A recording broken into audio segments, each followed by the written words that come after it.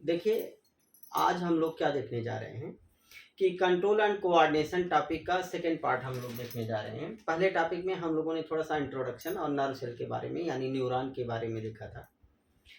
आज हम लोग क्या देखेंगे कि जो नर्व सेल है और किस तरीके से काम करती है, किस तरीके से वो मैसेज को कन्वे करती है सेंट्रल नर्वस सिस्टम तक, बाकी किस तरीके से वहाँ से रिस्पांस आता है और किस तरीके से हमारी बॉडी के जो ऑर्गन्स होते हैं उसके लिए मिल करके काम करते हैं यानी कोऑर्डिनेट करते हैं और एक अप्रोप्रिएट रिस्पांस प्रोड्यूस करते हैं।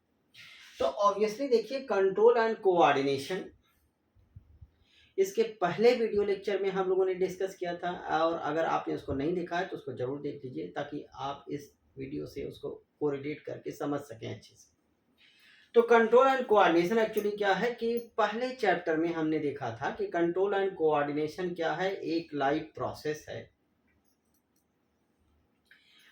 कंट्रोल एंड कोऑर्डिनेशन एक लाइव प्रोसेस है। इट मींस दैट कि जैसे हम बाकी लाइव प्रोसेस को डिफाइन करते हैं, लाइव प्रोसेस क्या है, हमारी लिविंग आदमी की बॉडी में होने वाले वे सारे बेसिक फंक्शन हैं which are essential for the survival of the living organism.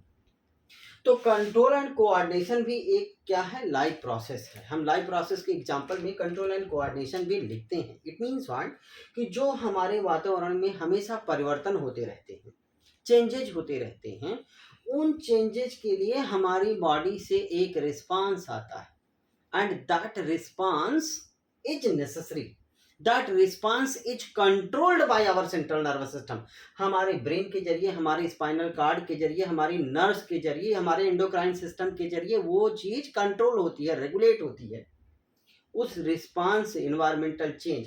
अच्छा, एक one more thing we have to understand कि व्हाट इज द स्टिमुलस। देखिए, स्टिमुलस क्या होते हैं। हमने अभी कहा कि जो एक्चुअली कंट्रोल एंड कोऑर्डिनेशन एक लाइव प्रोसेस है, यानी वातावरण में होने वाले जितने भी परिवर्तन होते हैं, हमारी बॉडी के जो डिफरेंट सेंस ऑर्गन्स होते हैं वो उसको डिटेक्ट करते हैं और फिर उसके लिए एक प्रतिक्रिया देते हैं, एक रिस्पांस देते हैं। वो रिस्पांस जरूरी है। सपोज दैट कि अगर आपने कोई पेयरफुल ऑब्जेक्ट देखा तो तुरंत हम अपना हाथ खींच लेते हैं या वहां से भाग जाते हैं, तो whatever we have seen that is the stimulus, और हम वहां से भाग गए, वो क्या है, हमारी बॉडी का एक रिस्पांस है, वो हमारी लाइफ को बचाता है, नहीं तो फिर हम बच नहीं पाएंगे।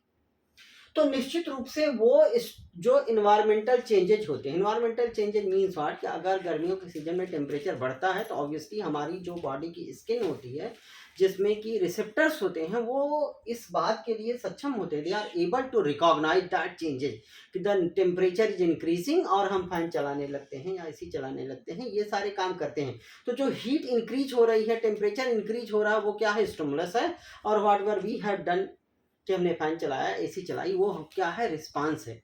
तो ऑब्वियसली हम, क्योंकि हमारी body suppose that at 25 degree centigrade के टेम्परेचर पे हम इफिशिएंटली काम कर सकते हैं, तो निश्चित रूप से वो क्या है, हमारे लिए सबसे सुटेबल है, most appropriate condition for our body to do the work. तो निश्चित रूप से कंट्रोल एंड कोऑर्डिनेशन यही है कि वातावरण में जितने भी परिवर्तन होते रहते हैं जिसके लिए हमारे शरीर से एक प्रतिक्रिया आती है, रिस्पांस आता है, रिएक्शन आता है, we respond for that change, that is known as what, stimulus. Here we can write it कि changes in the environment, changes in the environment for which our body produce an appropriate response is called stimulus। उसी को हम क्या कहते हैं, stimulus कहते हैं। ठीक है, अब हम कहें कि अगर वातावरण में टेम्परेचर बढ़ रहा है तो वो टेम्परेचर का बढ़ना क्या है, एक स्टिमुलस है। हर स्टिमुलस में एक तरीके की एनर्जी होती है। अगर हम कोई हॉट ऑब्जेक्ट, गर्म चीज को छूते हैं, तुरंत अपना हाथ खींच लेते हैं, तो उस गर्मी जो है वो क्या है, एक स्टिमुलस है, and we immediately pulls our hand, that is the response. अगर मान लीजिए कि हम कहीं कार से जा रहे हैं और वो रेलवे ट्रैक का जो फाटक है वो बंद होने वाला है, तो इमीडिएटली हम क्या करते हैं कि we enhance our speed of the car, हम कार की स्पीड को थोड़ा तेज करते हैं, कि ताकि हम बंद होने से पहले ही उसको क्रॉस कर जाएं, but that event is very carefully controlled by the our brain. वो हमारे हाथ, हमारे प्रायर, हमारा ब्रेन उस चीज़ को कंट्रोल करता है कि कार की स्पीड इतनी ना हो जाए कि वो कार कहीं से टकरा के टूट जाए, उतना ही रहे। That is highly efficiently, accurately, carefully controlled, कि वो केवल क्रॉस वर्क कर जाए, किसी से टकराए नहीं, टूटे फूटे नहीं। ये कंट्रोल होता है। कौन कंट्रोल करता है? हमारा नर्वस सिस्टम, हमारा सेंट्रल नर्वस सिस्टम, ब्रेन और स्पाइनल कॉर्ड इस चीज़ को कंट्रोल करते हैं। कंट्रोल ही नहीं करते हैं, कोऑर्डिनेट भी करते हैं। हमारी आंखें, हमारे हाथ, हमारे पैर, कोई ब्रेक को, कोई क्लच को, वो सारी चीज़ें क्या होती है? They are highly controlled. हमारे सारे बॉडी ऑर्गन मिल करके काम करते हैं, दैट इज कोऑर्डिनेशन। तो हमने यही कहा, एक चीज़ कहा कि जो हमारे वातावरण में चेंजेस होते हैं, जिसके लिए हमारे लिविंग ऑर्गेनिज्म की बॉडी से एक रिस्पांस आता है, that is known as what? Stimulus. And each stimulus is kind of energy. Each stimulus is a kind of, हर स्टिमुलस क्या है? एक तरीके की एनर्जी। तो निश्चित रूप से देखिए, जो कंट्रोल एंड कोऑर्डिनेशन है वो स्टिमुलस में एक तरीके की एनर्जी होती है, और उस एनर्जी के लिए हमारी बॉडी से रिस्पांस किस रूप में आएगा? That response comes in the form of movement. हमारी बॉडी से ये जो स्टिमुलस के लिए रिस्पांस आता है, रिएक्शन आती है हमारी बॉडी से, वो किस रूप में आती है? मूवमेंट के रूप में आती है।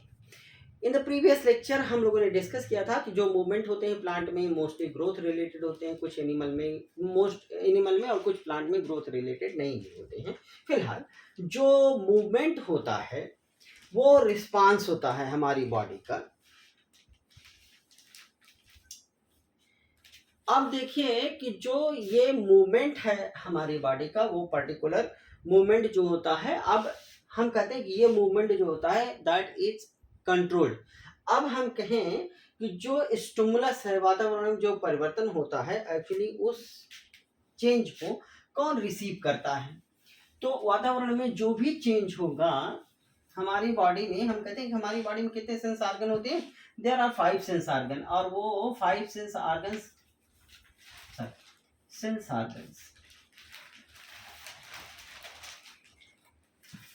ऑर्गन्स क्या होते हैं कि दीज आर, जैसे हम कहें कि हमारे पहला सेंस ऑर्गन है आई है, दूसरा ईयर है, नोज है,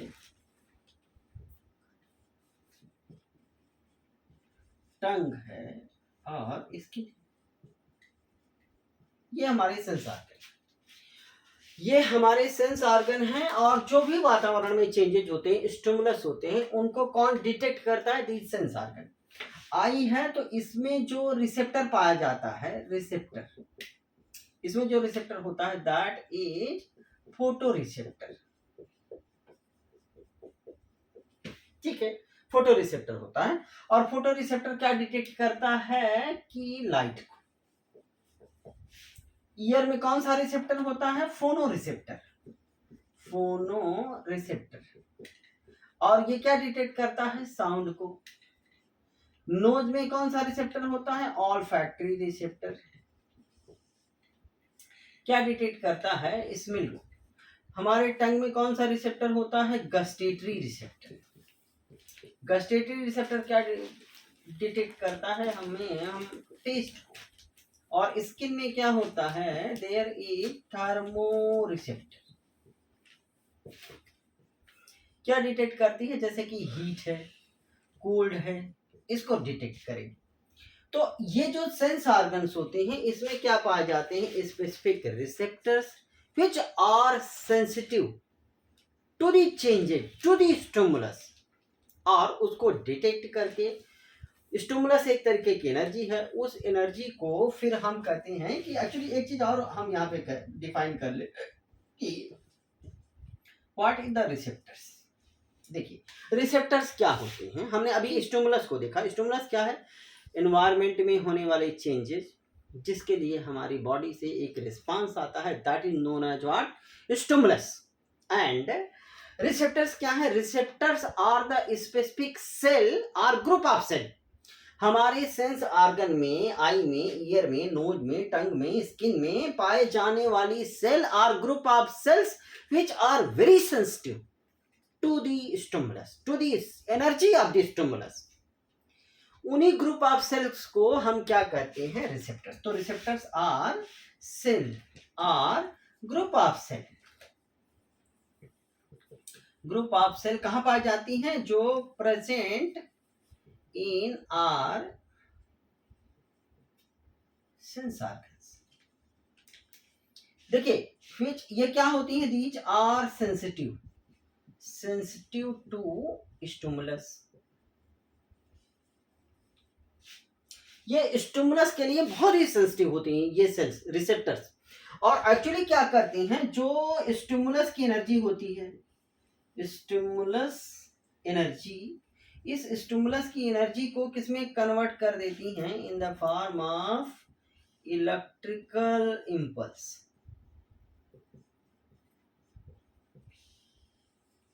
इलेक्ट्रिकल इम्पल्स या नर्व इम्पल्स या एक्शन पोटेंशियल के रूप में हम कह सकते हैं।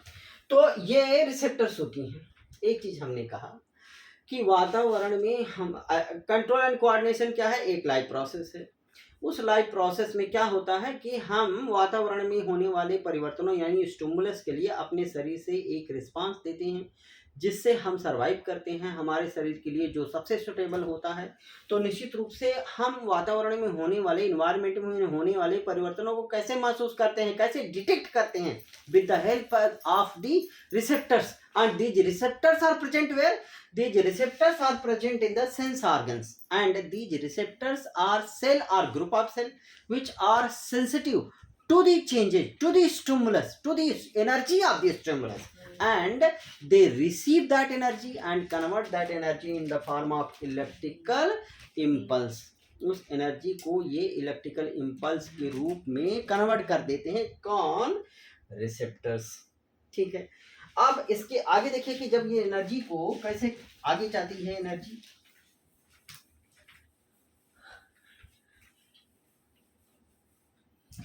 तो एक्चुअली देखिए क्या होता है कि सपोज दैट कि these are the sense organs. ये क्या है कि this is the sense organ और ये स्टिमुलस है। Suppose that this is the heat, heat is the stimulus. तो जब हीट इस सेंस ऑर्गन पे आएगी तो इसमें क्या रहते हैं कि there are the receptors. Suppose that कि these are the receptors. Receptor means what? Cell और group of cell. We have defined group of cells. तो ये क्या करेगी? इस हीट को, इस एनर्जी को रिसीव करेगी और इसको किसमें बदल देगी? In the form of electrical impulse.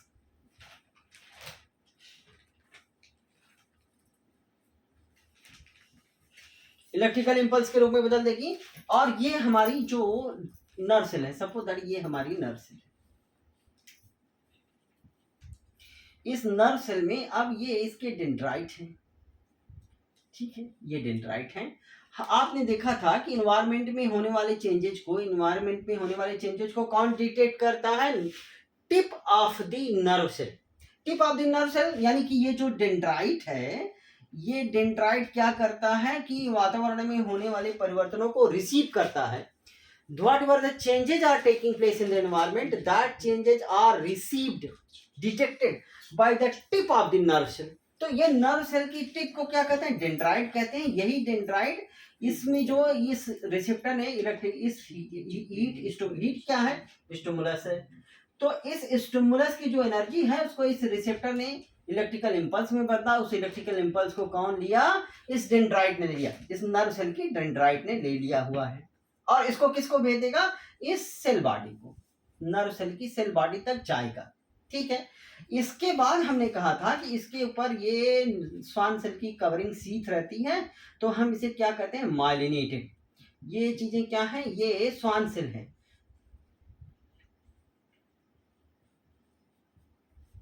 तो स्वान सेल सीथ बनाती है और बीच में ये गैप है, that is known as what? Node of Ranvier. Yesterday we have discussed, in the previous lecture we have discussed node of Ranvier. अब देखिए जो इलेक्ट्रिकल इंपल्स है वो इस सेल बॉडी से कहां जाएगा?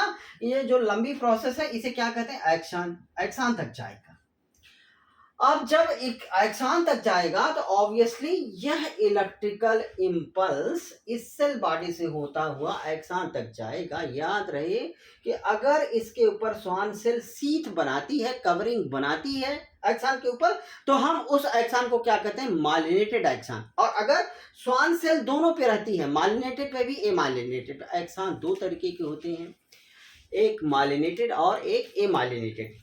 याद रहे, अगर स्वान सेल दोनों पे पाई जाती है, एक पे स्वान सेल सीथ बनाती है तो कहते हैं माइलिनेटेड एक्सान। अगर उसके ऊपर स्वान सेल ये सीथ नहीं बनाए, कवरिंग नहीं बनाए, रहती है लेकिन अगर कवरिंग ना बनाए तो एमाइलिनेटेड एक्सान। अब देखिए कि अगर जो है कि यह इलेक्ट्रिकल इम्पल्स यहाँ पर इस सीधे ऐसे नहीं जाता है, बल्कि इस नोड ऑफ रैनवियर पे जाता है इलेक्ट्रिकल इम्पल्स के रूप में। ये सर्किट इलेक्ट्रिकल सर्किट बनती है और इस तरीके से ये ट्रेवल करता है। इसको कहते हैं, इस तरीके के इम्पल्स कंडक्शन को कहते हैं साल्टेटरी कंडक्शन।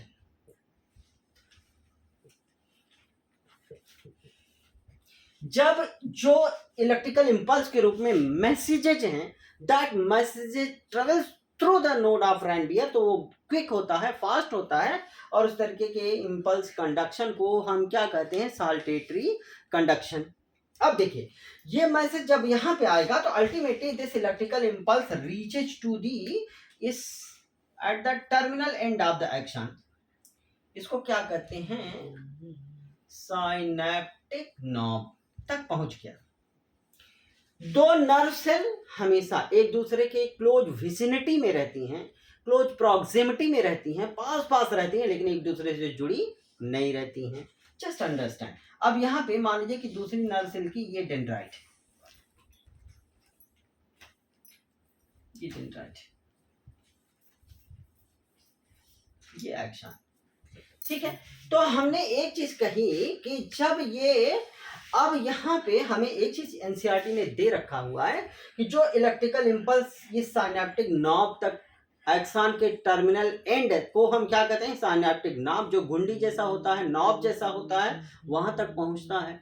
वहां से दूसरी नर्व सेल की डेंड्राइट एक्चुअली एकदम क्लोज कांटेक्ट में नहीं रहती है, बल्कि दोनों के बीच में थोड़ी सी डिस्टेंस रहती है, और उस में से जो इलेक्ट्रिकल इम्पल्स है किस तरीके से दूसरी नर्व सेल तक पहुंचता है, इसको थोड़ा सा हम लोग डिफाइन देख लेते हैं, फिर आगे।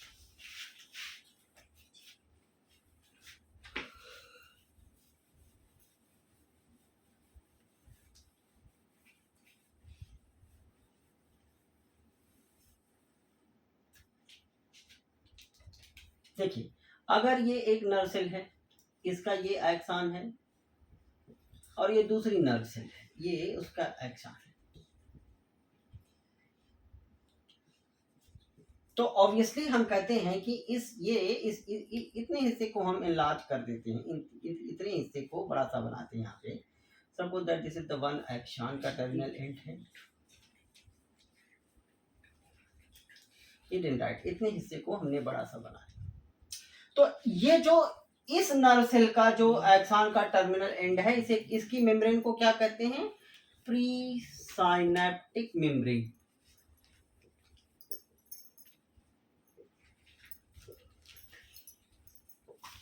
और दूसरी नर्व सेल के डेंड्राइट की मेम्ब्रेन को क्या कहते हैं, पोस्ट साइनेप्टिक मेम्ब्रेन।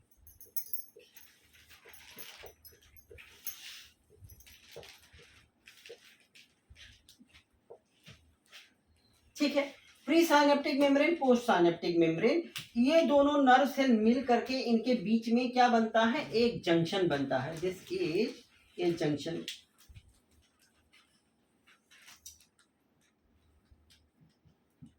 जंक्शन, इस जंक्शन को ही हम क्या कहते हैं, this junction is known as what, synapse. This is the synapse. यानी कि जब इलेक्ट्रिकल इम्पल्स एक्सान के टर्मिनल एंड तक पहुंचा, तो जो एक्सान के टर्मिनल एंड की मेम्ब्रेन है उसे कहते हैं प्री साइनेप्टिक मेम्ब्रेन। उसके बाद जो दूसरी नर्व सेल का डेंड्राइट है, उसकी मेम्ब्रेन को हम क्या कहते हैं, पोस्ट साइनेप्टिक मेम्ब्रेन। प्री और पोस्ट साइनेप्टिक मेम्ब्रेन मिल करके दोनों एक जंक्शन बनाती हैं, जिस जंक्शन को क्या कहते हैं, साइनेप्स। और इसी जंक्शन के जरिए इलेक्ट्रिकल इम्पल्स इस नर्व सेल से दूसरी नर्व सेल तक जाता है। याद रहे कि अगर देखिए जो साइनेप्स होते हैं, आप कहते हैं कि जो साइनेप्स है वो दो तरीके का होता है। यह बहुत अच्छे से समझिएगा कि this synapse is of two type, one is electrical और जो दूसरा साइनेप्स है उसे क्या कहते हैं, केमिकल,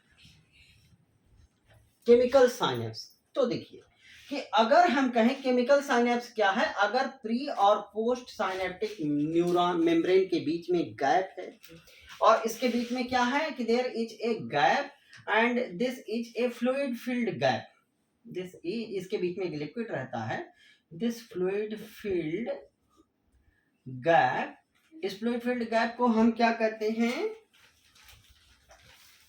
साइनेप्टिक क्लेफ्ट।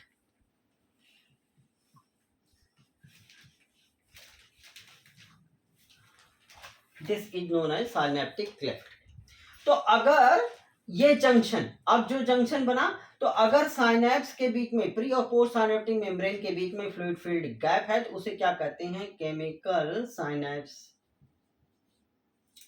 ठीक है, तब क्या होता है कि इस केमिकल साइनेप्स की कंडीशन में, और जो इलेक्ट्रिकल साइनेप्स है उसमें क्या है कि ये इस तरीके का होता है कि यानी कि जो ये है, यानी कि प्री, ये क्या है प्री सिनेप्टिक मेम्ब्रेन, ये क्या है पोस्ट साइनेप्टिक मेम्ब्रेन। प्री और पोस्ट साइनेप्टिक मेम्ब्रेन के बीच में there is no gap, gap नहीं रहते हैं, तब उसे क्या कहते हैं, इलेक्ट्रिकल साइनेप्स। इलेक्ट्रिकल साइनेप्स में जो मैसेज का, इलेक्ट्रिकल इम्पल्स का कंडक्शन होता है वो उसी तरीके से होता है जैसे कि एक एक्सान पर होता है। निश्चित रूप से इलेक्ट्रिकल साइनेप्स में जो मैसेज का कंडक्शन है वो केमिकल साइनेप्स से कहीं ज़्यादा तेज होता है, फास्ट होता है, but these synapses are rare in our body, बहुत कम होते हैं। जबकि जो केमिकल साइनेप्स होते हैं उसमें जो मैसेज का कंडक्शन है उसमें, इसमें गैप रहता है, इसमें गैप नहीं रहता है, फ्लूइड फील्ड कैविटी गैप रहता है, जिसे साइनेप्टिक क्लेफ्ट कहते हैं। This is known as what, synaptic cleft. अब देखिए कि हमने कहा कि साइनेप्स क्या है, फिर से समझ लीजिए कि जब दो नर्व सेल, हमने कहा कि दोनों एक दूसरे से एकदम सटी नहीं रहती हैं, पास पास नहीं रहती हैं, दोनों के बीच में गैप रहता है, और हमने कहा कि जब इसकी जो एक एक्सान की टर्मिनल एंड है उसकी मेम्ब्रेन को प्री साइनेप्टिक मेम्ब्रेन, दूसरे को पोस्ट साइनेप्टिक मेम्ब्रेन, बीच में अगर गैप है तो हम कहते हैं दैट इज दैट जंक्शन, ये दोनों मेम्ब्रेन जो जंक्शन बनाती है that is the synapse. Chemical synapse कब कहते हैं, जब दोनों के बीच में फ्लूइड फील्ड गैप रहता है, that fluid field gap is known as what, synaptic cleft. तो देखिए कि इसमें क्या होगा कि मैसेज का कंडक्शन थोड़ा स्लो होता है और इसमें फास्ट होता है क्योंकि गैप नहीं रहता, दोनों एक दूसरे के क्लोज प्रॉक्सिमिटी में रहती हैं। मैसेज का कंडक्शन उसी तरीके से होता है जैसे कि एक एक्सान पे होता है, लेकिन ये रेयर होता है हमारी बॉडी में, ये ज़्यादा पाए जाते हैं। हमें इसको देखना है जनरली, चूंकि यही हमारी बॉडी में ज़्यादा होता है, तो हम इसको थोड़ा सा एनसीईआरटी ने मेंशन किया हुआ है किस तरीके से मैसेज का कंडक्शन इस केमिकल साइनेप्स पे होता है। थोड़ा सा इसको देखेंगे फिर आगे।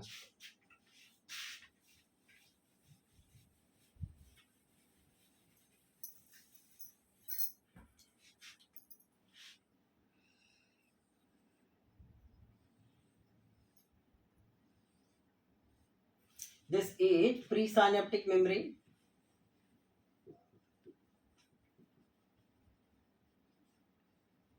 And this one is what? Post synaptic membrane.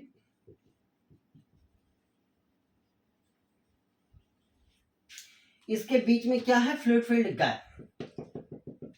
This fluid filled gap is known as what? Synaptic cleft.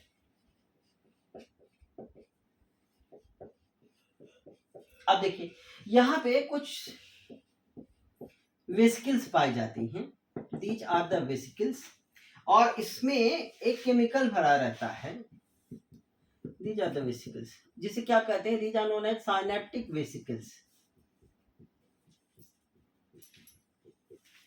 Synaptic vesicles. और साइनेप्टिक वेसिकल्स के बीच में केमिकल भरे रहते हैं जिसे क्या कहते हैं? न्यूरोट्रांसमीटर.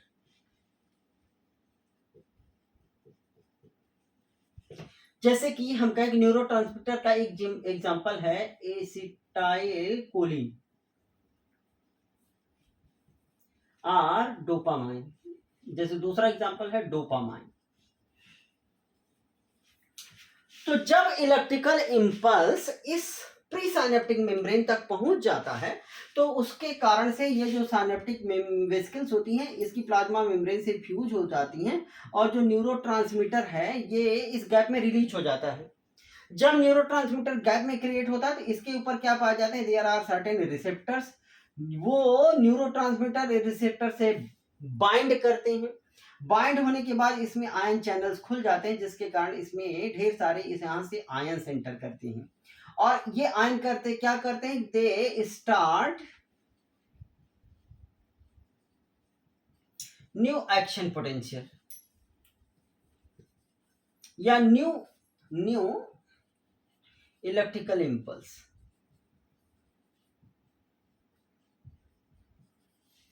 और वो न्यू इलेक्ट्रिकल इंपल्स जो है फिर इसके डेंड्राइट से सेल बॉडी, सेल बॉडी से एक्शन और इस तरीके से ये आगे की तरफ कन्वे होता रहता है। एक चीज हमें और समझ लेनी है कि एक्चुअली मान लीजिए कि हमने कोई हमारे हाथ में कुछ हो रहा है, दर्द हो रहा है, तो वो मैसेज कैसे गया कि इस हमारे पहले रिसेप्टर तक गया, रिसेप्टर से डेंड्राइट में गया, डेंड्राइट से फिर ultimately that will lead to cell body, cell body से कहाँ जाएगा, एक्सान में, एक्सान के टर्मिनल एंड में। यहाँ पर जब इलेक्ट्रिकल इंपल्स पहुंचेगा तो ये वेसिकल्स यहाँ पर आएंगी, बीच में गैप में क्या रिलीज करेंगी, न्यूरोट्रांसमीटर सच एज एसिटाइलकोलिन। वो न्यूरोट्रांसमीटर क्या करेगा, जो पोस्ट साइनेप्टिक मेम्ब्रेन है उस पर पाए जाने वाले रिसेप्टर से, इस receptors are specific in their function, उससे बाइंड करेगा, उससे आयन चैनल खुलेंगे और वो आयंस इसमें एंटर करेंगे and they will create the new electrical impulse in the dendrite of the next neuron and that will convey the message in the form of electrical impulse towards the brain, towards the central nervous system. ये सारी nerves, देखिए हमें थोड़ा सा एक चीज और देखनी है कि जो ये एक्चुअली जो नर्व्स होती हैं वो कितने तरीके की होती हैं।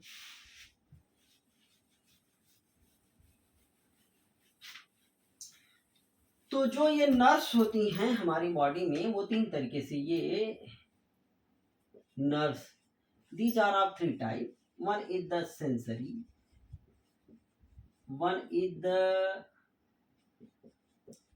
motor and one is the relay nerves। तो देखिए कि सपोज दैट कि ये हमारा ब्रेन है,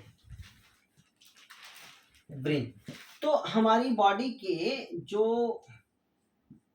यहाँ से ये मैसेज जो है हमारे ब्रेन तक कैसे पहुंचेगा, with the help of sensory nerve.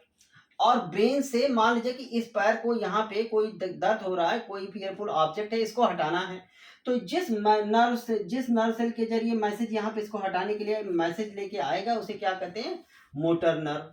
ठीक है, तो ये क्या है, this one is motor nerve, जिससे मैसेज ब्रेन से हमारी बॉडी के इफेक्टर्स तक आते हैं। One more thing we have to understand, effectors क्या होते हैं। इफेक्टर्स हमारी बॉडी की क्या 2 चीजें हमारी इफेक्टर की तरह काम करती हैं, one is the muscle and one is the glands. यानी कि हमारी बॉडी की मसल्स ही मूवमेंट के लिए रिस्पॉन्सिबल होती हैं। तो when the message is reaching to our brain through the sensory nerve, message will be analysed by the central nervous system. हमारे स्पाइनल कार्ड के जरिए, हमारे ब्रेन के जरिए वो मैसेज एनालाइज होगा। अल्टीमेटली मैसेज किससे जाएगा, मोटर नर्व के जरिए। कहाँ जाएगा, हमारे इफेक्टर तक, मसल्स तक जाएगा, ग्लैंड तक जाएगा एंड अल्टीमेटली वो हम पैर हटा लेंगे, वो रिस्पांस प्रोड्यूस करेंगे। कैसे, with the help of effectors. Effectors क्या है, हमारी बॉडी के इफेक्टर्स को हम डिफाइन करें तो these are the body organs, body parts जो क्या करते हैं, which produce the response, लेकिन अपने से नहीं। कैसे प्रोड्यूस करेंगे, according to message from CNS। जैसा मैसेज सीएनएस से आया उसी के अकॉर्डिंग ये रिस्पांस प्रोड्यूस करेंगे। They are known as what, effectors. Effector कौन होते हैं कि मसल्स और ग्लैंड्स। देखिए एक चीज आपको समझे ना कि सेंसरी नर्व से के जरिए मैसेज सेंट्रल नर्वस सिस्टम, हमारे ब्रेन तक, हमारे स्पाइनल कार्ड तक जाएगा। मोटर नर्व के जरिए मैसेज ब्रेन एनालाइज करेगा और उस मैसेज को वो कहाँ भेजेगा, हमारे इफेक्टर मसल और ग्लैंड तक, ताकि एक रिस्पांस दिया जा सके उस स्टिमुलस के लिए। रिले नर्व्स इन दोनों के बीच में लिंक का काम करती है ताकि मैसेज का कंडक्शन अच्छे से हो। जैसे मान लीजिए कि क्रिकेट मैच के दौरान बॉल जो है वो बाउंड्री लाइन को क्रॉस करने वाली है, तो एक फील्डर उसको डाइव लगा करके रोकता है और तुरंत जो है गिरे हुई कंडीशन में ही वो बॉल को दूसरे प्लेयर को देता है and second player is throwing the ball immediately toward the stumps. तो वो जो बॉल को एक मैच से एक प्लेयर ने उठा करके गिरी कंडीशन में फेंका, दूसरे को दिया, उस थ्रो को क्या कहते हैं? Relay through. उसी तरीके से relay nerve sensory nerve motor nerve को जोड़ती है so that the conduction of message can take place very quickly. हमारा ब्रेन सेंट्रल नर्वस सिस्टम बहुत तेजी से काम करता है। कहते हैं सुपर कंप्यूटर ब्रेन पे आधारित है। तो ऑब्वियसली इस तरीके से मैसेज का कंडक्शन होता है। हम इस वीडियो लेक्चर में आज यहीं तक देखते हैं। In the next video lecture we will discuss the remaining part of the control and coordination. आप इन सारे वीडियो लेक्चर्स को देखते रहिए। चैनल को सब्सक्राइब जरूर कर लीजिए ताकि आगे के लिए आपको नोटिफिकेशन मिले। Thank you.